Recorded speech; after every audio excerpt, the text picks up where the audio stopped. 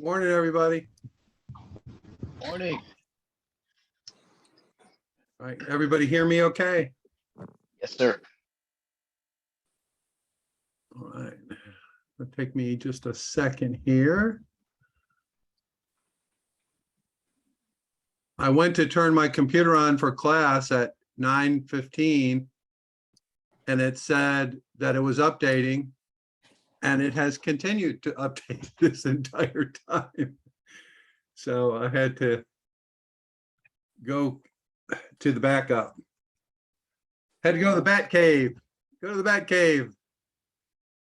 Okay, let's see here.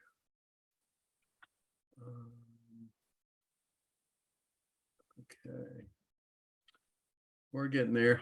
Maybe, maybe not.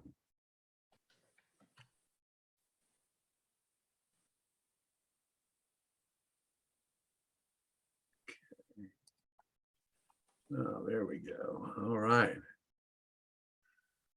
Okay, today is going to be fun if everything works like it's supposed to. So let's give it a try here. We saw a little bit of the interview with Five Mary's Farm, and the folks that were doing that interview is a farm out in Indiana called Gray. Well, they have a software called Gray's Cart. The name of their farm is Seven Brothers, and they are a 9-figure business from their farm. So they've got 7 families, all full-time employed on the farm in one form or another. But they just introduced another product yesterday. I'm just going to say this in passing, which I just think is brilliant. They have created a stock photo site for people who sell farm products. And they're really good photos. One, I don't know who it is, if it's a sister or a wife or who it is. It's a woman's name. But they just announced that, and it's really good. And it's got some great pictures of, life on a farm type of thing. So I thought that was pretty cool. Okay, so let's see here now.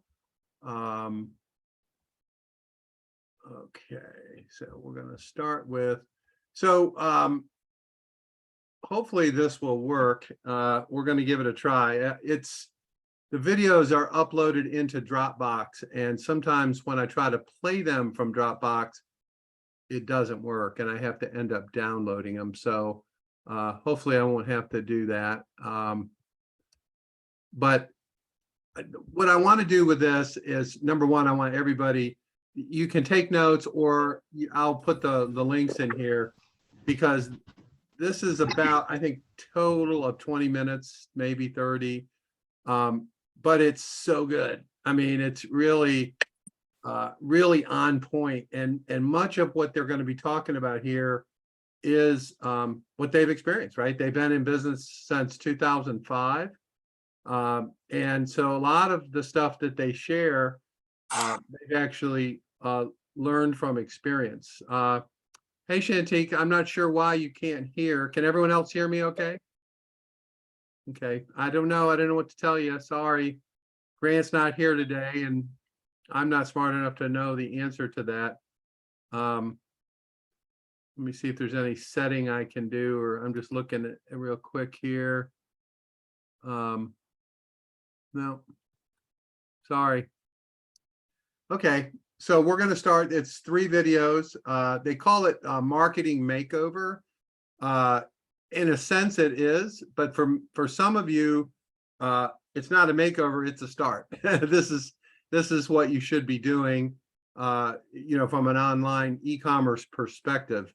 And in this case, it's, animal protein of one kind or another, but I think it applies, from what I feel, I think it applies across the board. So let's just see if you guys can see it, and hear it and all that kind of stuff. And so we'll start, and I'm just going to ask you to confirm that you can see it and hear it. Can everyone see that okay? Yep, so far so good. All right. So is it full screen time? Yes, sir. Okay, great. Give it a try here. Hello and welcome back to the Farm Marketing Makeover. Can everybody hear that okay? Yep, I can. Okay. Yes, So in yes, this I can hear video, it. we're going to spend some time crafting an incredibly important marketing asset, and that's your website. When we left off, I mentioned that we've seen a lot of websites over the years that just struggle to get results, and that was the true for our website as well. It's not because those sites are missing a perfect design or some fancy widget. It's because the words that were communicated on that website do a poor job at communicating the customer transformation. What I mean by that is that people don't make buying decisions until it's crystal clear in their minds how you help solve their problem and improve their lives. Okay, so in other words, we don't buy products, we buy the results of products. And anyone who's involved in some sales role, they know this. If you don't help the prospect understand how you solve their problem, you're not going to close the deal. So with that in mind, I want to talk about 5 things that you should include your website that help communicate to the transformation that you're trying to help your customers make. The first is what we call the 5-second test. So the first 5 seconds that someone encounters your brand or any of your marketing material is very critical. Okay, especially in today's world where we no longer just grant our attention to anyone who asks for it, which is actually a good thing because on average, the average person sees about 3,000 advertisements on a daily basis. So what our brains have had to do is become very good at deciphering all that information subconsciously from what applies to us, what helps improve our lives, and then just ignoring anything else. I just want to make a point. Did you hear what he said, that we see 3,000 ads a day? 3,000. Jeez. So this is true for you and I, and it's definitely true of anyone who lands on your website.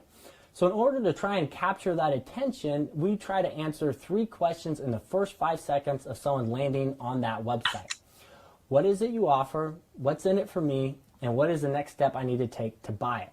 Okay, so what is it you offer? That's the product. What's in it for me? That's the problem you solve. And what's the next step you want them to take to buy it? Okay, this is the path you're trying to direct them down. So basically, just pretend that your website is a billboard and your customers are driving by at 80 miles per hour. And you need to think about what's the most important information that you need to communicate to plant a seed in their mind and inspire them to come learn more about how you solve their problem. So an example of this would be Cunningham Pastured Meats. We met Sean and Liz at the Grass-Fed Exchange conference several years ago. They're doing an excellent job with their marketing. They're clients of ours at Gray's Cart. You can see on their website, if I land here and I'm looking for pasture-raised meats, I'm encountered with this great picture that shows me that I might be on the right path. And then in big bold text right in the center, this is the first thing that they want me to read. And it's a short sentence that says pasture-raised meats. Okay, so that's the product. We've answered question number 1. But not just any pasture-raised meats you can trust. Okay, so that's what's in it for me.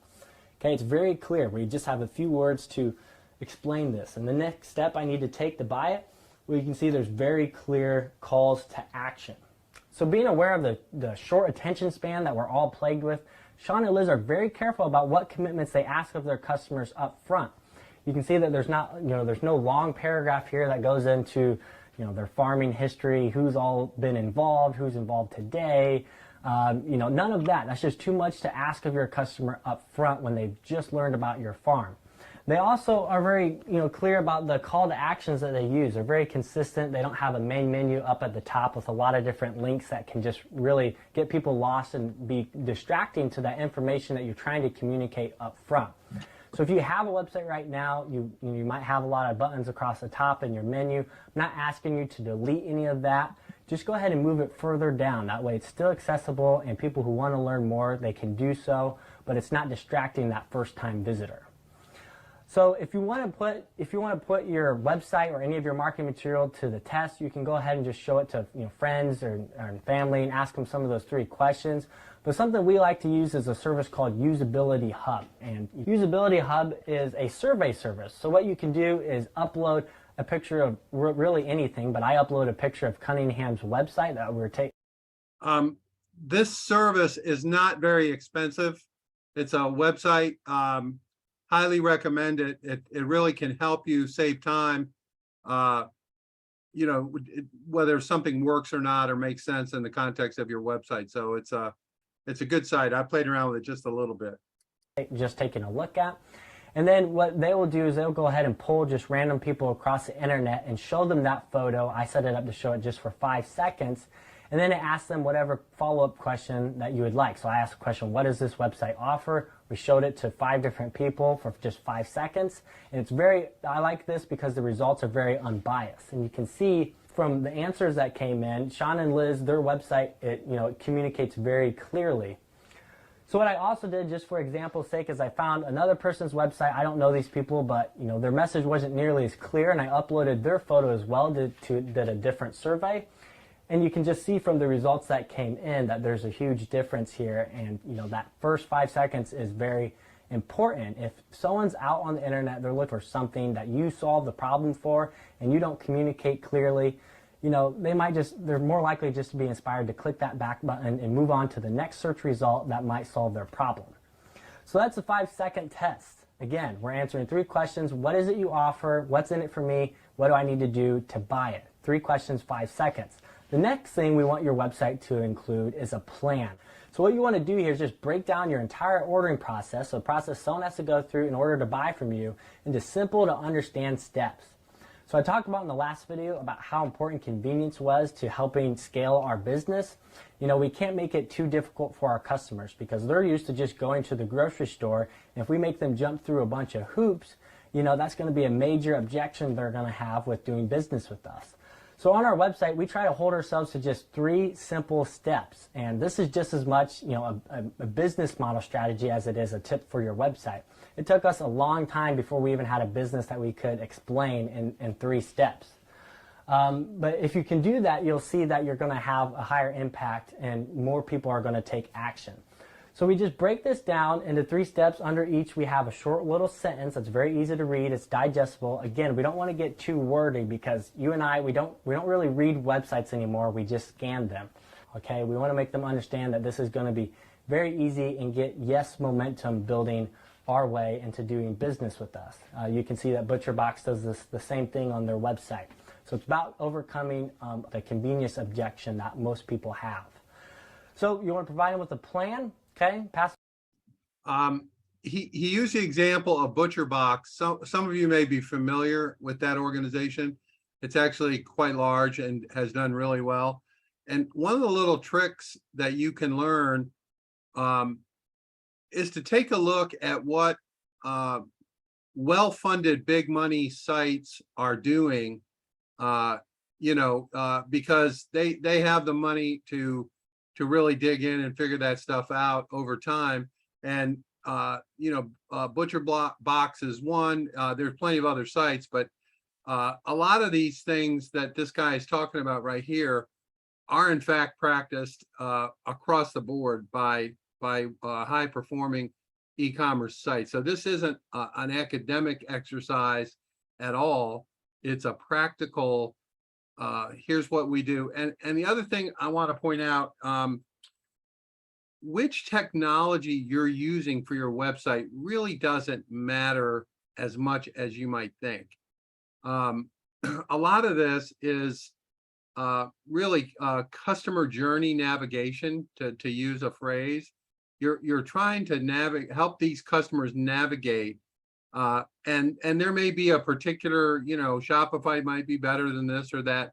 That's really not the point. The point is communicating to your customer who you are, what you do, and how the customer takes advantage of what you offer. The other considerations for which software and all the kind of back end stuff, inventory, accounting, blah, blah, blah, all that kind of stuff is also important. But I want to point out that what we're covering today, really, that's not so important. It's how you do it, not which platform you're using. So I just want to make that point. 5-second test, provide them with a plan. And the next thing you want to do is overcome further objections. Okay, so the plan step, that overcomes the convenience objection, but this is relating more to your product. So I want you to think through what are the common questions or objections that people have before making that decision to buy from you. Okay, so for us, we find that this typically relates to our farming practices and how we raise our animals and what standards we adhere to. Our customers want to make sure that those align with theirs. So here, this is fed from the farm's website. They're another client of ours, and what they use, they kind of use these check marks or bullet points to outline their farming protocols and practices in an easy way that, again, this is very digestible. What I see a lot of people include this information on their website, but it's normally buried in a paragraph somewhere. And again, we're scanning websites. So if we're scanning, I'm looking for some of these things that are very important to me before I make that buying decision. We have this is another example of one of our clients. Here's how we do it on our website. So we kind of outline it more as almost a contract. And these are the things that we're basically promising our customers that this is what they can expect when they do business with us. And it creates that alignment, and it inspires, Sorry to keep interrupting, but I want to point out something that one of the things that happens, especially if you're by yourself and you're working really hard and you're trying to cover all the different bases, what's going to happen, or what can happen, is you can develop a mentality or an attitude about products and feel like that attitude and that positioning is, unquestionable, unassailable. You know it's right, and I'm telling you that's BS. Okay, it might turn out to be over time, but the likelihood is that you are focused on stuff that customers may not be as much. And I'm going to give one example here, and I'm sorry that Jack Nails isn't here to kind of chuckle. But one of the things in the grass-fed beef, or the pastured, this whole idea of pastured beef and pigs and chickens and all that kind of stuff. One of the things is there is a lot of, I'm going to call it, and please don't take this wrong, but it's kind of like this religious thinking, like, oh, I have to have grass-fed beef, and I have to have, all of these certain elements. And I do think there are certain things that people are looking for, and grass-fed may be one of them. But one of the little things in that is this idea of how do you finish the cow? And so you'll hear words like grass finished, grain finished, barley finished, all different kinds of ways that they are fattened up to go to market. I can tell you that you may think, for example, grass finished is critical to success. And I'm telling you that is not the case, at least as far as this online selling goes. You saw Mary the other day. She is shipping out 500 packages a week. Their cattle is grain finished. It is not grass finished. This particular group here, they do grass finish, but there's plenty of people who finish with other things, and that's really that doesn't make that much difference relative to the customer. So I just want to point that some of those beliefs can limit you if they're not really tested with consumers. I'm here, and I just have to say amen. Oh, good, Jack. I didn't see you log in. I thought you were gone. Okay, good. Amen. See, we're doing religion now. Amen to grass, right? Number 3, overcome objections. Number 4 is what we call social proof.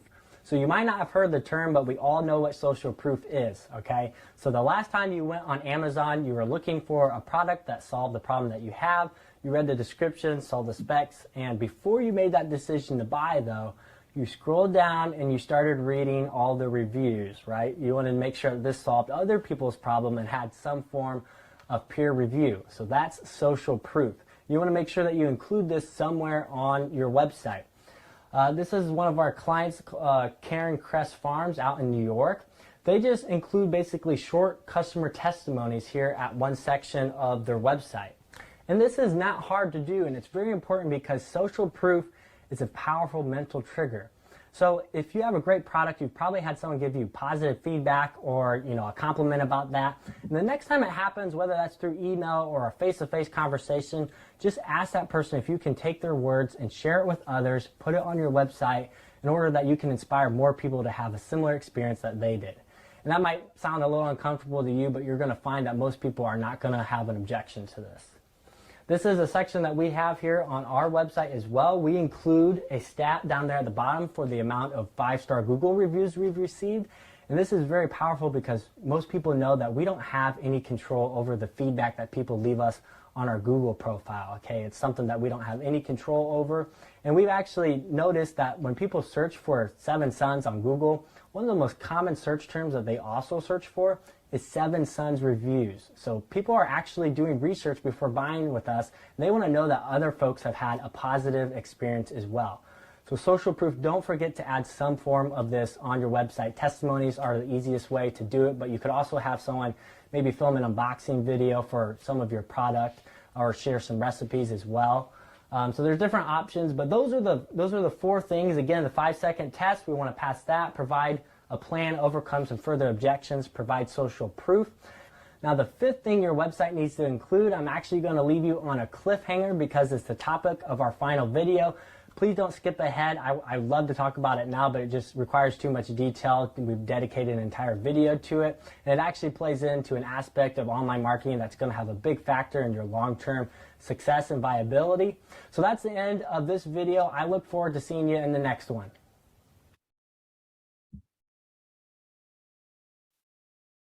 Okay.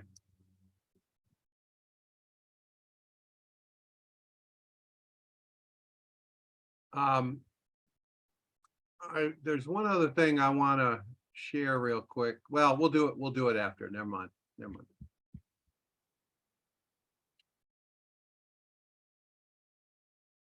Marketing makeover. In the last video, we talked about some critical things that you should include on your website if you want to inspire potential visitors to take action. And in this video, we're going to talk about how to actually create that visibility and direct people to that website, because it doesn't do you any good to have the best website if nobody knows about it. And I think when we all start down our path of internet marketing, we all start out with this unrealistic expectation for how it all actually works, right? We put a lot of value on that website, and once we launch it to the World Wide Web, we just kind of just leave it up to hope marketing and hope that people start to find that site, that we start to appear in search results, and that customers just start coming as a result of it. But we all eventually wake up from that expectation, realize that that's actually not the case. And as I mentioned in the introduction video, traffic is becoming harder and harder to acquire over the years as our landscape continues to be more competitive. In fact, I think every minute, I just did this research before, every minute there's 380 websites that are launched on the World Wide Web. So when you launch your website, you start out in the middle of the desert along with those 380 other websites, okay? And I mean, you're at the heart of the desert. And it's a long journey out, and that's a journey you're going to have to make by foot. So just follow this metaphor with me because it's a lot how traffic works, okay? If you just rely on hope marketing, you could be stuck in that desert for eternity. But if you at least just understand that this is how it works, this is where everybody starts, then you can start, that journey towards progress and take intentional steps. Eventually, you'll arrive at, a small country home, finally, maybe a village. After that, you might get to some larger cities and metropolitan areas. But it all starts, we just need to realize that this is where it starts, and then we can head towards progress from there. So what are some first steps that we can start taking? Well, when we talk about traffic, a lot of folks like to talk about Google because that's where a lot of traffic will originate, especially when we're going to look for something to buy.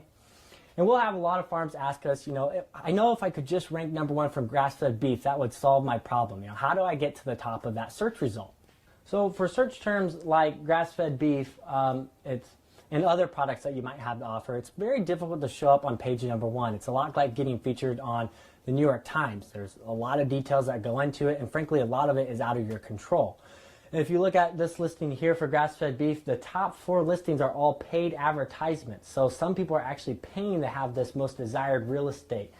So if we can't rank #1 for grass-fed beef, what are some things we do have control over when it comes to our Google search results? And one thing is where you kind of want to start is at least showing up for search terms for your own farm name.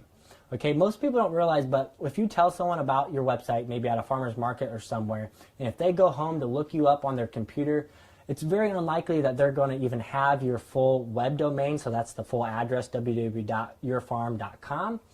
And they're just going to go to Google to just type in your farm name instead. It's a lot easier, and it's a lot more rare these days that we're actually typing in full domains anymore. People use Google out of convenience. which is why it's important to think about, if you haven't chose your farm name yet, to not choose something that's really common. So maybe like Smith Family Farm, there might be a lot of people that have that same farm name, or even something that's really similar to another company that's really popular and might have more credibility than you on Google and will show up and higher results. So something unique that is also easy to remember is the best thing to do. You also want to go ahead and register your Google business listing. So this determines the information that Google knows about your business. Go ahead and follow this link there. There's a lot of resources on the internet that can help you set this up. But most people don't know, just because you launch a website on the World Wide Web, Google might not even know for some time that that website even exists. It has to start getting some traffic, and Google has to start getting some evidence to know that this is a real website. But if you register your Google business listing, that can help speed up the process, okay? And then it lets you give information to Google, like your address, so it'll help you appear on, as an icon on Google Maps if someone searches for you on Google Maps. You can post your hours on there. And it's more likely this will kind of display as a profile on the side a lot of times when people search for your farm. And that's determined by your Google business listing there. People can leave reviews about your farm on your Google business listing, which can help build some more social proof for what you're doing. So you want to display as high as you can for search results for your own farm. And once you register your Google business listing, this is going to help boost what we call your local search results. So if someone searches for terms like grass-fed beef or pasture pork, followed by a region or a location that's close to where you are based off of how Google knows where you're located with the business listing, it's more likely that you're going to show up in search results for that, okay? So for the term grass-fed beef, Seven Sons, we didn't even display in the first page, but if you search for grass-fed beef, Fort Wayne, which is a neighboring city from us, you can see that we show up at the top of most of those search results. So the listing is the best way to start off in the right direction with Google, but again, there's really no silver bullet. It does take time to continue to improve your rankings in some of those search results, but this gets you started on the right track. It's kind of like building credit, okay? It gets better over time. The earlier you get started, the better. The next tactic I want to show you to try and gather or direct some traffic to your website is through what we call link building. So this is the process of getting a link on someone else's website pointing back to your website. So it could be as simple as getting featured on an online blog, or maybe creating a listing on an online directory somewhere like Local Harvest and eatwild.com. Those are food directories that consumers use to find farms in their area. And they've been around for a long time. And the fact of that, it's really great because having these links on other websites that have been around for a long time can help boost your credibility with Google, because Google says, Eat Wild, this is a credible website. We know it provides value to its visitors. And if they're sending traffic to your website, then this must also be a credible website. So it kind of works as a peer-to-peer referral process. So link building can be big, and I would encourage you to do a lot of research, because there's a lot of online food directories out there, and the beauty of those is that not only are you getting traffic, but you're getting targeted traffic for people who are looking to buy products that you might have. In fact, my brother Blaine, he spent an entire year, and his goal was for every week of that year to get one link out on someone else's website. And that might sound like a lot of work, but after an entire year, that's 52 links that were pointing, some traffic back to our website. And some of those links are still out there today. So the nice thing is that it's an upfront investment, but the results can continue to pay off over time. So these are a couple examples of how to get that initial spark of traffic started. But what you put into it is usually what you get out of it. So don't feel like just because you created a listing on a couple online food directories that you're going to get overwhelmed with traffic. Traffic always starts out small, which is why it's important to try and leverage it as much as possible. And in the next video, I'm going to show you a strategy, one of our #1 strategies that we use for trying to leverage online visitors and traffic and continue to help build a relation with them to try and inspire that purchase. I know we started with a well-designed homepage, which is great because you want to make sure you capture that visitor's attention as soon as possible. But deciding the source for where you buy your food and where you spend your grocery dollar is usually a two-person decision. So a lot of times when people land on your website, even if they're your ideal customer and you communicate to them clearly, they're not going to make that buying decision right away. So you want to make sure that you have a way to follow up with them and not let that opportunity to go to waste. So more to come on that in the next video.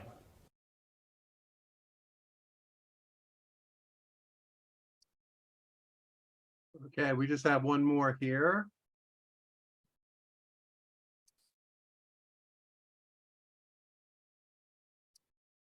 All right, hello and welcome to the final video of the Farm Marketing Makeover. Hopefully you've enjoyed what you've learned so far, and maybe you have a few ideas that you're excited to go back and implement. In the first video, we talked about some critical things you need to include on your website. So if you didn't finish that, you're going to want to go back and watch it. Then we talked about how to direct traffic to that website, okay? Because it's no good if nobody knows about it.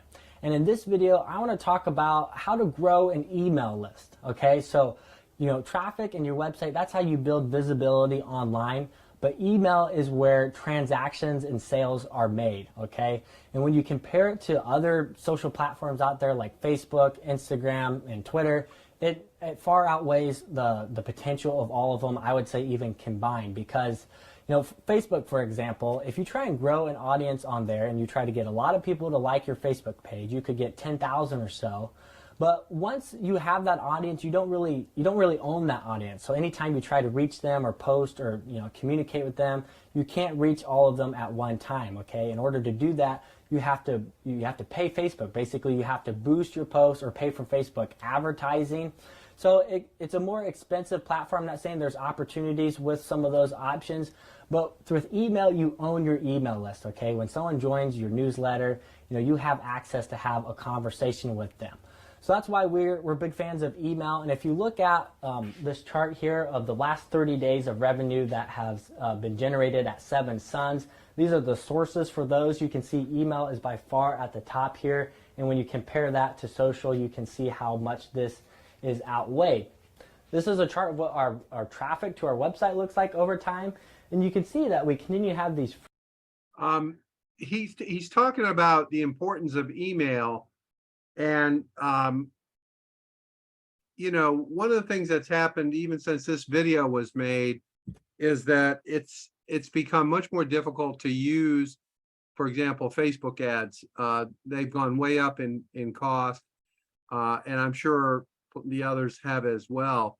So we've kind of come full circle, because before social media, email was a big deal, right? Because that was really one of the only ways that you could communicate. And it's making a comeback. It's now much more important, at least in terms of emphasis from someone like myself. In the last couple of years or so, it's become clear that once you start to develop your own customers as opposed to Facebook or somebody else's, you've got to engage with them and you've got to connect with them. And, depending on the age, I would argue that if they're on the older side, they're going to prefer email. If they're younger, they might like text better. I understand that, but the point is, this is kind of a rebound from the previous time, if you will, where email has become even more important than it was. Frequent, almost routine spikes in web traffic to the website, and that's represented by our routine emails that we have scheduled to send. So we send, for example, a weekly newsletter on Sundays.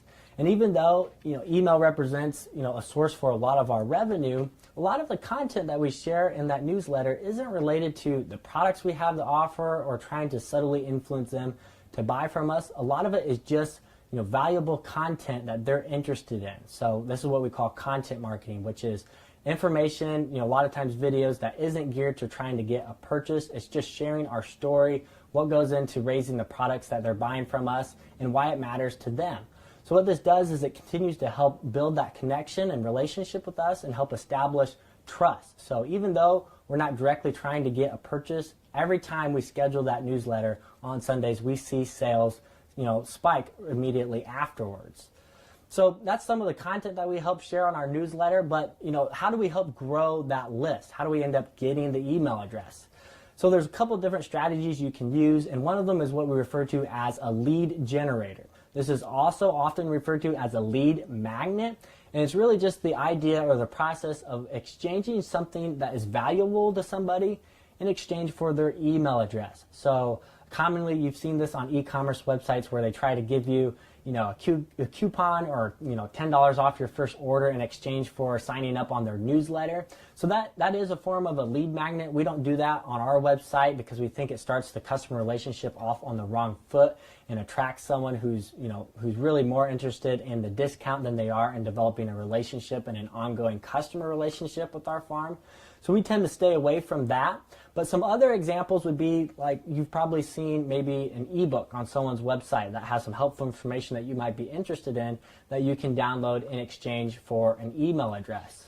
This is an example of an online food blog, okay? So they help you, this is a guide to meal prepping that helps you save wasted time and money in the kitchen. So if this is a problem I have, this is something I'm going to find valuable, I'm much more likely to exchange my email address for it, okay? The traditional way for acquiring an email address was just through a basic newsletter opt-in form that's usually at the bottom of someone's website that says, hey, please join our newsletter to stay up to date on, everything that we're doing. And that's not real compelling in today's world. Think about the last time that's, inspired you to sign up for a newsletter. We need to sweeten the deal and provide extra value. This is Dave Ramsey's website, so he's the debt-free guy, right? So Dave offers his visitors a 7-day jumpstart to financial freedom in exchange for their email address. Okay, so if I download this and if it works for me, what has Dave just done? He's acquired my trust, right? Which is the start to every great customer relationship. People buy from people they know, like, and trust, all right? So if this works for me, then I'm more likely to listen to something else Dave has to say, or better yet, invest in one of his products. So we were trying to take this concept and apply it to our farm. We were thinking through what were some things that we're already doing that were really helpful in acquiring new customers. So we'd been doing farm tours for a long time, and even when we had someone, visit the farm for that tour who had never purchased from us before, it was a very compelling and intimate experience, okay?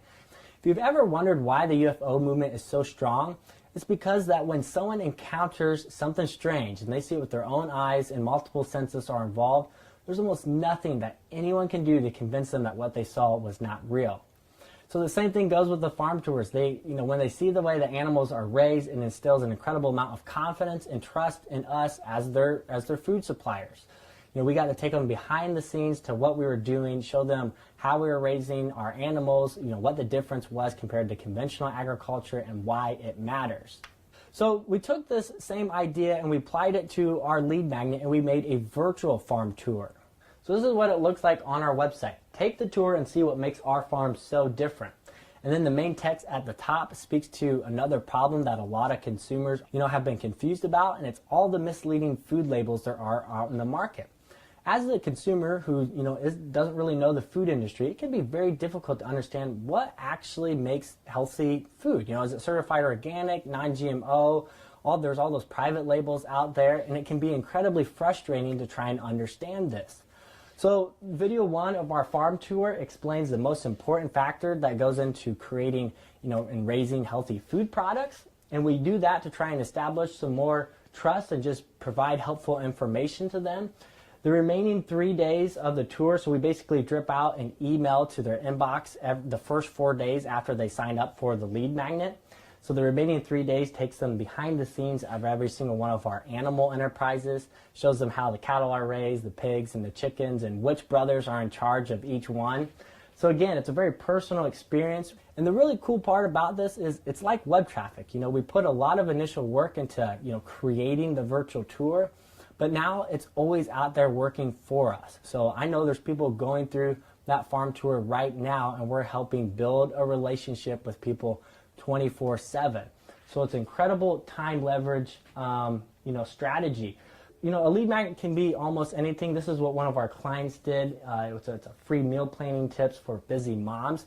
And I can guarantee you that this is getting them more email addresses than just a simple newsletter opt-in form. So there's lots of different ways you can go about this. You don't have to follow what we did. You might have noticed that this video series right here is a lead magnet, okay? And I hope that I'm providing valuable content along the way. So you're going to need a tool not only to house your email list, but to also deliver your lead magnet, because when someone signs up for it, and if you take a long time to deliver that to them, you've lost a lot of momentum, okay? The height of their awareness is right when they opt in. So you would need a way to deliver your lead magnet automatically. So we can do that using one of these two tools. We have MailChimp or Drip. Both are effective for growing an email list at different sizes of your business. We use Drip at 7 Sons. But these tools can integrate with your website so that if, whether someone signs up for your lead generator or they create an account to buy from you on your shopping cart, you can add those people to your email list and automatically schedule emails to deliver to their inbox right after they sign up. So again, we're catching them, we're catching that recency factor at the height of their awareness, which is very important. Now, I know I discourage you from creating some sort of bribe to inspire people to join your newsletter, either through offering a coupon or some sort of discount, because it can attract the wrong type of customer. It could, however, be more useful down the road after you've developed a little bit of rapport and help that new subscriber get to know you, to offer some sort of incentive to take that first action towards a purchase. We do this at 7 Sons because we have a lot of different products on our website, and every now and then we've had people tell us that, I want to start, but I'm not sure what exactly to buy first, and it creates a little bit of analysis paralysis. So we created what we call the Best of the Farm box. This is a variety sampler box that has a little bit of our most popular cuts, and we offer it at a slight discount to anyone who's gone through the farm tour and they've gotten to know us better. And this is very helpful to that type of customer because a lot of times it's the exact product that they're looking to start with. So let's recap. This is the entire process put together. We start out with traffic that we've found on local food directories through link building or by boosting our credibility on Google and improving our local search results. We then send those people to a website that communicates very clearly, so we hook their attention by speaking to the customer transformation that we want them to experience. From there, if they don't decide to move forward with a purchase, we ask for a much smaller commitment, their email address, in exchange for something valuable so that we can continue to follow up with them and build that relationship, tell them more about what we're doing, and eventually acquire their trust to be their farmer. So from a high level, this is our exact process for acquiring new customers, and it's the same process I would use even if I was starting over and building my own farm from scratch today, and I was 2 years from having a finished product ready to sell. I would first get these things in place so that way they're working for me during that time, and I'm building that email list so that way when I do have that product ready to go, there's also a customer who's ready and willing to buy it. So with all this information, I want to leave you with this question. Are you willing to commit to putting this strategy in place in the next 30 days? I say 30 days because I truly believe that it only takes that long to put in the upfront investment to get this in place and start seeing the results. Here's one of our favorite quotes. It has been my observation that most people get ahead during the time that others waste. If you believe that what you've learned during this video series could benefit your farm business, I encourage you to take action. 7 Sons is at the point where it's not only able to support multiple families, but team members. And the catalyst that got us there began with that one decision to take a leap of faith and launch our first website, which started us down the path of internet marketing and has arrived at where we are today with a bright future ahead. So if you decide to make that commitment for the next 30 days, here's how we'll help. I mentioned that we developed our own website and shopping cart platform called Grace Cart. Okay, we're gonna stop there with him because now it's just basically promoting his their software. There is one other thing that I want to share real quick, and then we'll chat about it. So I posted this, I believe, in the Facebook group the other day, but it's really about that whole idea of how important email has become. So this was in the Wall Street Journal. I think I have the PDF version on our Facebook so you can read it.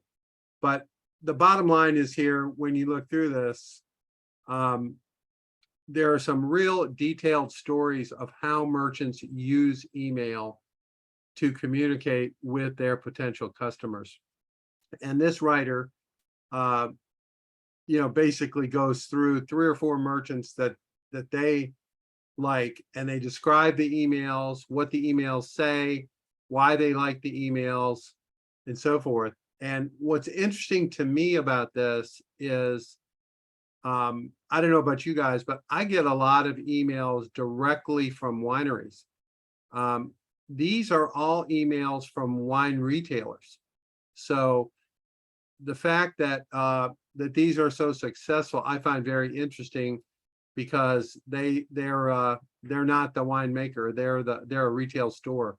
So I thought that was really interesting. But more importantly, I think how these people use these emails, what's in them, what they find attractive. I realize that your product may have no relationship to wine, but what's happening here is there's kind of a one-on-one engagement here going on with these retailers and these customers, and they have some different approaches. One of them is like a travel log. It encourages you to go to different wineries, different parts of the world, and so forth. So anyway, it's a really helpful little article that does a really good job of specifically explaining how it's been applied, how email's been applied by different merchants in this case. Okay, so I guess I'll just throw out a general question. Any reaction to our three-part video series that we have, and some of the things he was saying about what your website should look like and kind of how the customer journey should go? Anybody want to respond to that? Go ahead, Samantha. Hi, mine's not really about the website. Mine's more about Google. I have a real problem because I don't have a storefront in terms of like when people can visit me and time and things like that. So my Google business is very limited, and I really don't know how to level that up really and to get it going more in a robust fashion. What I'll suggest is some of you might remember. Oh shoot. Is it Alan? Isn't that funny? I got a mental block. We have a guy who's been a guest speaker several times. He is a Google expert, and many of the folks in our very first classes, who are mostly ECU students at the time, use him for their Google work. He's like a Google Zen master. So I'll post his info. He's got some unbelievable stories of how he has moved the needle. They're pretty incredible. I think it's Wayne. It's not Wayne Allen. Anyway, my mind is gone, but I'll get that out to everybody. Ruth, have you used them? You know who I'm talking about? I'm not, but I would love to, because I would love help with SEO. I think Okay. you can do the website, but then I think I am not doing nearly what I should for SEO. He's an insane SEO guy also. At one point, when I first started doing, let's see here, Alan. When I first started doing this whatever the hell this is, this accelerator. Yeah, so his name is Warren Allen, Allen, and I'll post his stuff. Every single person in my first class had hired Warren to be their SEO and Google guy. Everyone, out of 20. So I was like, whoa. And I think he had just graduated from ECU. He had started working. I think he worked for Mr. Beast, if you all know who that is. Mr. Beast is the most successful YouTube celebrity. He makes $25 million a year, and he is 21 years old and lives in Greenville. And Warren, I think, was his first marketing guy, if I'm not mistaken. I could be wrong on that, but anyway, he knows what he's doing, and I will post Warren's information on here. And he's a great guy. He will not tell you stuff that will not benefit you. He's very practical and not interested in selling you a bunch of stuff that you can't use. That's what I like about him. So anyway, Warren Allen, it's called The Click Firm is the name of the company, but I'll post all his stuff in the Facebook page if that's helpful, because I don't know how to access these chat texts I put something in chat and it's gone forever once I close the Zoom. So you may find yourself in the same position. So I'm going to post it on the Facebook. Any other thoughts? Wayne's on the phone. How about Paige Jackson? Welcome, Paige. Haven't seen you in a while. Paige, are you there? Hey, I'm here. I was listening in and I was washing dishes, but yes, it's good to pop in. We're going to be redoing our website, so I thought I'd try to listen in for some more tips. It was a great class. Fantastic. Paige is in fact a grass-fed beef rancher north of Durham, and does a lot of really cool stuff. It was in one of our earlier classes. So thanks, Paige, for dropping in. Thanks. Anyone guys. else want to opine? Denise, are you I ready? was just actually going to just put it in the chat to say I still am needing connecting with the Facebook group. So I've seen Accelerate Rural NC, but it looks like the last post on that one was in 2021. Okay. I'll connect you. I thought Grant took care of that, but No worries. I'll post your email in the chat and Okay. I'll do that. But I think it's Accelerate Rural Community or something like that. But anyway, Okay. I'll get you on there. Thanks. Anyone else? Any I wanted to ask John and Craig Arnold because they just recently redid their website, if I'm not mistaken. Is that right, Craig and John? All right. Well, maybe they'll come on something, but I know they just redid their website. And Hey, Dennis. hey, John, is that Craig? Hey, Craig. Yes. Sorry, I got my mouth full. Yeah, I well, mean- no surprise there, right? I know, right? So tell us what you think. You redid your website for a bunch of reasons, I'm sure. What has that been like? Well, it took a lot longer than I thought it was going to, for starters. Yeah. It wasn't bad though. I did it on Shopify, and like I said, it was painstaking. It took me a lot longer. I thought I could do it like in 2 weeks. I think it took me like what, 3 months. Wow. Are you a developer? Do you know how to do No, it? I do not know anything. I'm not an IT guy. I don't know really much at all about computers and technology. So I was Trial and error. yes. There's a start video button. I couldn't find where to. Yeah, I don't even know how to get the video going. You can't see me. Oh, okay. Well, So I heard you had a face for radio. Exactly. So if that tells you anything, I really know very little. And it was just kind of trial and error. I would just keep playing with the website. I'd get frustrated. I'd walk away from it, come back to it, try to just learn, read. And I kept trying to educate myself. And eventually I got everything worked the way I wanted it to work. And it turned out all right, I think. Oh, what about the results? How has it been from your perspective? We've definitely picked up some great help. Yeah, I think it's done well. I think we've seen more traffic than we did, and the finished product, I believe, it's just a lot more user friendly. We had an old website that was way outdated. It just was real clunky. It didn't look good. This just looks a lot more streamlined and user friendly, easy to navigate, which is great. So yeah, I think it turned out really well. Alrighty then. Fantastic. Well, thank you, Craig, for sharing that.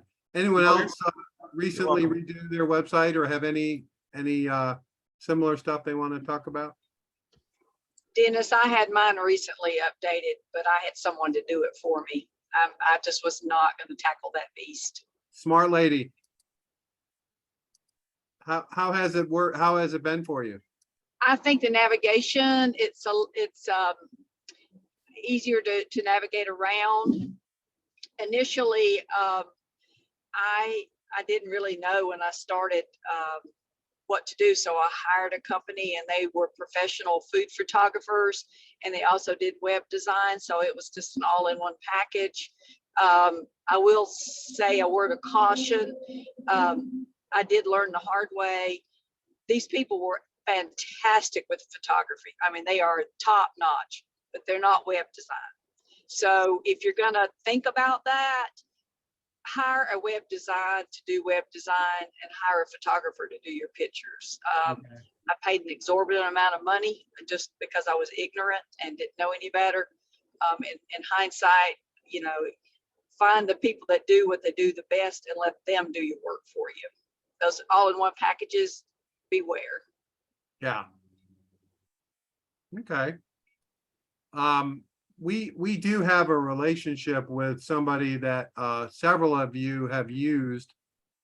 Great name, Mo Farhat, Farhat. Mo is with a company called Webinopoly in Houston, Texas, and he is a Spotify partner. I think he's the second largest in the world. He's got 50 full-time developers. And in general, he does stuff for our group at 50% off his normal rate. So it's going to cost you between $2,000 and $4,000 for a, I'm going to say, a full functioning website. And if you go on webinopoly.com, you'll see examples. He's got lots of food related websites. He's done a whole bunch all over the world. So you can see. And the other thing is he's very up to date with what kind of what's going on, in the world or so forth. So I think that helps as well. What is he seeing? That kind of thing. Try to get at least even with the curve, if not ahead of it. So that's something to keep in mind. Okay, well, anyone else want to jump in? Okay. Well, I've invited Denise and Wayne to the Facebook group, so hopefully you got the email on that. Let me know if you have a problem. Might have to fire Grant, for not getting that done. No, I'm just kidding. He's great. Oh, Michelle needs it also. Okay, Michelle, I'll send you that as well. Okay, well, I think that's all I've got for right now. Tomorrow we're gonna go through, I talked about this yesterday, the launch of Misfit Market, which many of you know. It just started in 2020, I think is the case. Awesome story. I think you guys will be encouraged and motivated if you think you had it tough, wait till you see this video. I'm not going to put it that way. That's not fair, but what this person overcame in order to do this is pretty significant. And I think it's worth sharing. So hopefully you all will enjoy that. And I guess that's all I got. All right. So we'll see everyone later or see you tomorrow. Okay. Thanks.